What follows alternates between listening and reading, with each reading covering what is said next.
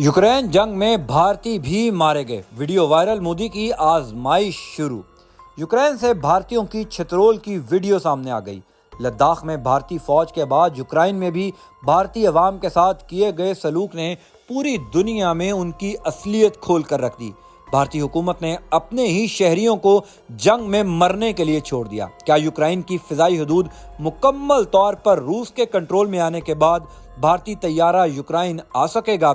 Ukraine और रूस के माबैन मुज़ाकरात की ताज़ा तरीन पेशरफ्त क्या हो चुकी है और इस वक्त कितने मुमालिक ने अपने एटमी हथियारों को इस्तेमाल करने के लिए हाई अलर्ट कर दिया है? वीडियो की तफसील में जाने से कबल चैनल को सब्सक्राइब करके बेल आइकन को प्रेस कर दें। कमेंट बॉक्स में पाकिस्तान जिंदाबाद और गुमनाम हीरोज को सलाम का कमेंट जरूर कीजिएगा।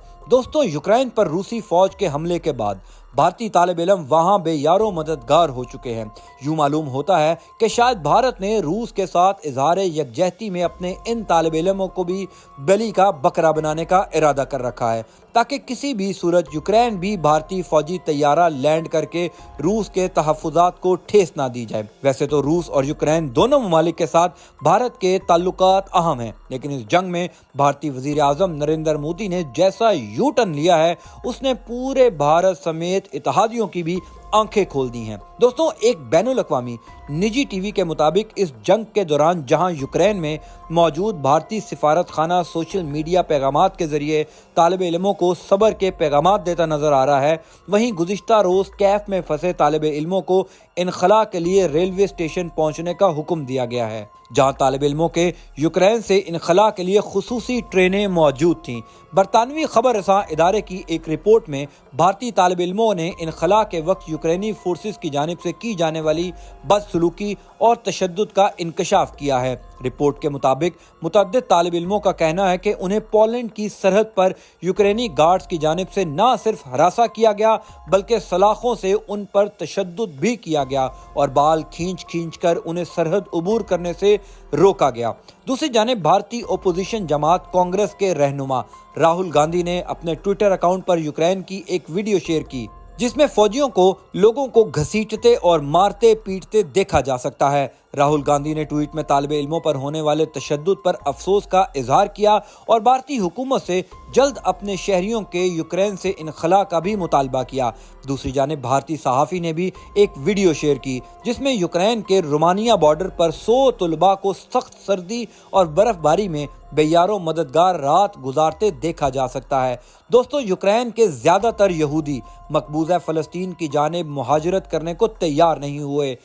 वो तमाम यूक्रेन में ही रुक गए या किसी दूसरे मुमालिक की जानिब मुहाजिरत कर गए। फॉर्स न्यूज़ एजेंसी की रिपोर्ट के मुताबिक यूक्रेन में रूस की फौजी कार्रवाई शुरू होने से कुछ दिन पहले तल अवीव के हुकाम ने इस मुल्क में रहने वाले यहूदियों को मुंतकिल करने की बहुत कोशिश की और तल अवीव ने मॉस्को से यहाँ तक अपील की कि वो यहूदियों के निकलने के लिए महफूज रास्ता बनाए। तल अवीव की इस दरख्वास्त पर कैफ की हुकूमत ने शदीद रद्द अमल जाहिर किया और कैफ में मौजूद सेहूनी सफीर को वजारत खारजा में तलब किया गया।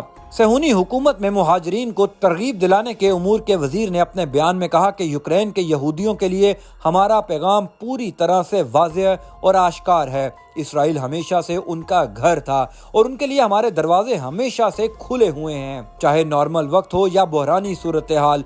दूसरी जानिब सेहूनी चैनल 13 ने अपनी रिपोर्ट में लिखा है कि यूक्रेन में रहने वाले यहूदियों की तादाद 2 लाख से ज्यादा है और वो यूक्रेन में जंग के मौके पर मकबूजा फ़लस्तीन की जानिब सफ़र करने को तैयार नहीं हुए और उन्होंने दूसरे ममालिक में जाने से बेहतर यूक्रेन में रहना ही मुनासिब समझा।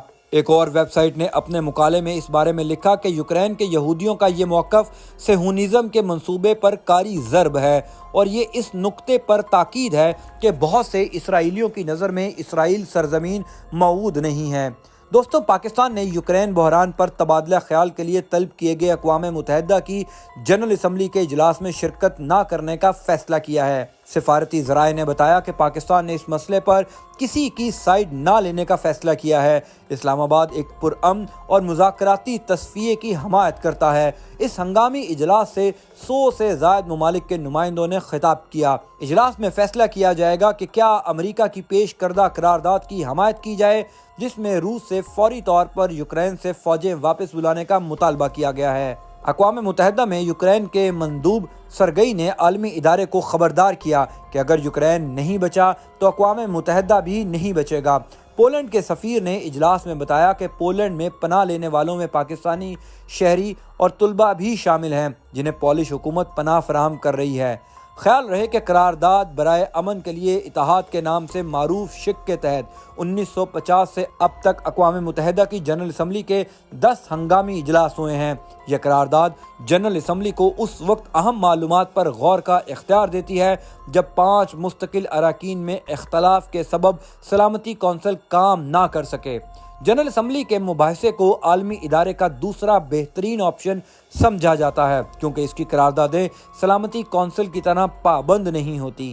امریکہ جس نے مباحثے کا آغاز کیا ہے اس نے 25 فروری کو سلامتی کونسل سے رجوع کر کے ایک پابند قرارداد کی درخواست کی تھی، لیکن روس نے اس کوشش کو ویٹو کر دیا۔ جنرل اسمبلی میں مباحثے کے آغاز میں اقوام متحدہ کے سیکرٹری جنرل انطونیو گوتریس نے آگاہ کیا کہ ایسے میں کہ جب روسی فضائی حملے یوکرینی افواج کی تنصیبات کو نشانہ بنا رہے ہیں، ان کے پاس اس بات کی مصدقہ اطلاعات تھیں کہ غیر فوجی اہداف کو بھی شدید نقصان پہنچ رہا ہے۔ سیکرٹری جنرل اقوام متحدہ کا کہنا تھا کہ بس بہت ہو گیا، بڑھتا ہوا تشدد بالکل ناقابل قبول ہے، فوجیوں کو ان کی بیرکس اور رہنماؤں کو امن کی جانب جانا چاہیے۔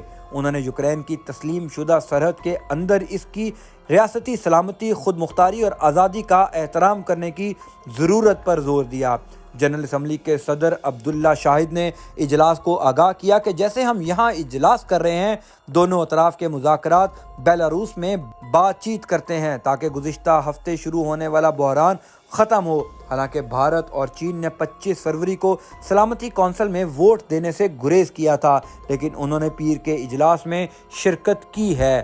انطونیو گوتریس نے آگاہ کیا کہ ایسے میں کہ جب روسی فضائی حملے یوکرینی افواج کی تنصیبات کو نشانہ بنا رہے ہیں، ان کے پاس اس بات کی مصدقہ اطلاعات تھیں کہ غیر فوجی اہداف کو بھی شدید نقصان پہنچ رہا ہے۔ سیکرٹری جنرل اقوام متحدہ کا کہنا تھا کہ بس بہت ہو گیا، بڑھتا ہوا تشدد بالکل ناقابل قبول ہے، فوجیوں کو ان کی بیرکس اور رہنماؤں کو امن کی جانب جانا چاہیے۔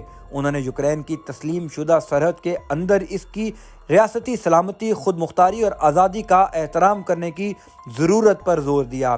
جنرل اسمبلی کے صدر عبداللہ شاہد نے اجلاس کو آگاہ کیا کہ جیسے ہم یہاں اجلاس کر رہے ہیں، دونوں اطراف کے مذاکرات بیلاروس میں بات چیت کرتے ہیں تاکہ گزشتہ ہفتے شروع ہونے والا بحران ختم ہو۔ حالانکہ بھارت اور چین نے 25 فروری کو سلامتی کونسل میں ووٹ دینے سے گریز کیا تھا، لیکن انہوں نے پیر کے اجلاس میں شرکت کی ہے۔